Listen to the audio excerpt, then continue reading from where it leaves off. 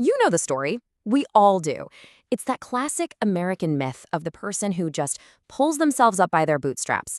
The one who, with nothing but pure grit and genius, goes on to change the entire world. And man, is that an inspiring idea, right? It just feels true.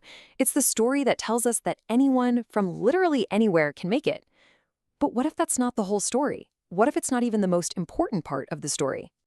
So that's what we're going to dive into. We're going to take a look at Malcolm Gladwell's book Outliers, which really pulls back the curtain on the real and honestly way more interesting story of how success actually happens. Okay, to kick things off, think about this for a second. You've got these two absolute titans from completely different worlds. On one hand, the band that basically reinvented music, and on the other, the guy who put a computer on every single desk. What's the secret sauce they both shared? Because it's not just about talent. And it's not just raw ambition. It's something, well, it's something a lot more random and way, way more powerful. See, this is a story about all the invisible stuff, the hidden rules, the crazy lucky breaks, the circumstances that are so profound they completely change the entire equation of what it takes to be successful. Let's start with an idea that I'm pretty sure you've heard of, but maybe you've heard it a little bit wrong. The famous 10,000-hour rule. 10,000 hours. That's the number, right? The one that supposedly separates the good from the truly great. It's the time you have to put in to achieve world-class mastery at, well, anything. But is it really that simple? You just put in the time and you're good to go?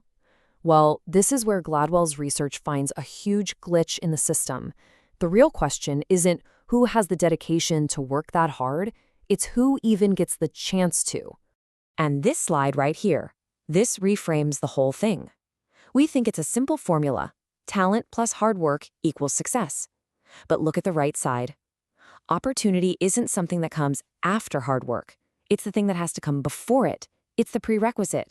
I mean, just look at these examples. It's wild. The Beatles got their 10,000 hours because of some random gig in a gritty port town in Germany. Bill Gates got his because his fancy private school's Mothers Club bought a computer terminal in 1968. That was an almost unheard of stroke of luck. These weren't just opportunities, they were like historic flukes. Okay, so if opportunity is the first major hurdle, what about raw intelligence? Surely being a certified genius has to be a golden ticket, right? Well, let's see what the data says. Now, this is a huge contradiction to what most of us believe. Gladwell explains it like this. Think about being tall enough to play professional basketball. Once you're over a certain height, being even taller doesn't guarantee you'll be a better player. It's the same with IQ. Once you get past a certain point of being smart enough, other skills completely take over. And this comparison is just staggering. On one side, you've got Chris Langan, who has one of the highest IQs ever recorded, but he came from extreme poverty.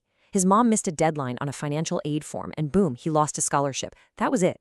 Now look at Oppenheimer. He literally tried to poison his tutor, and his wealthy, well-connected parents just talked the school into giving him probation. And that's the real tragedy of it. Langan couldn't talk his way through the system. He didn't have the social know-how to persuade the dean, or ask for another chance, or just make the rules work for him. So the professor didn't see one of the smartest men alive. He just saw a problem student. This is the skill Oppenheimer had in spades, and it's the one Langan was missing. We're talking about practical intelligence, social savvy. It's knowing how to read a room and get what you want. And here's the kicker. You're not born with it. It's something you learn, almost always from your family and your upbringing. And this idea of a learned advantage, it goes way deeper than just your immediate family. It actually stretches back for centuries, in ways we rarely even stop to think about. This is all about our invisible inheritance.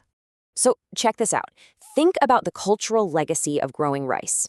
Unlike farming something like wheat, where there are long periods of downtime, growing rice is this year-round, incredibly meticulous, complex job.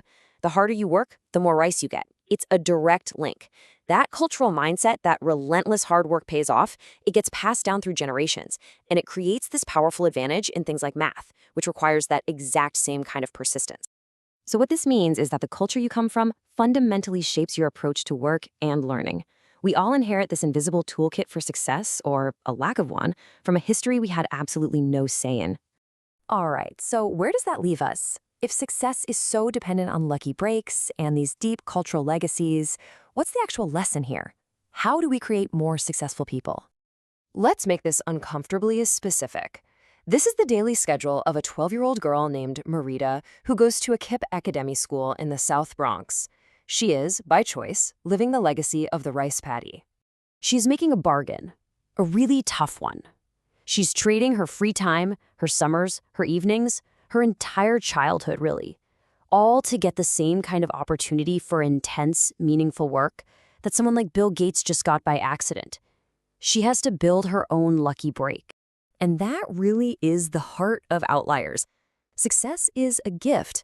It's a product of history and community, of opportunity and legacy. The whole myth of the self-made person, it's just that. It's a myth. So the final question isn't about how we can find more outliers. It's about how we can build a world that creates them. How do we stop relying on this random patchwork of advantages and start building a system that gives everyone a real shot at putting in their 10,000 hours? That's the challenge Outliers leaves us with.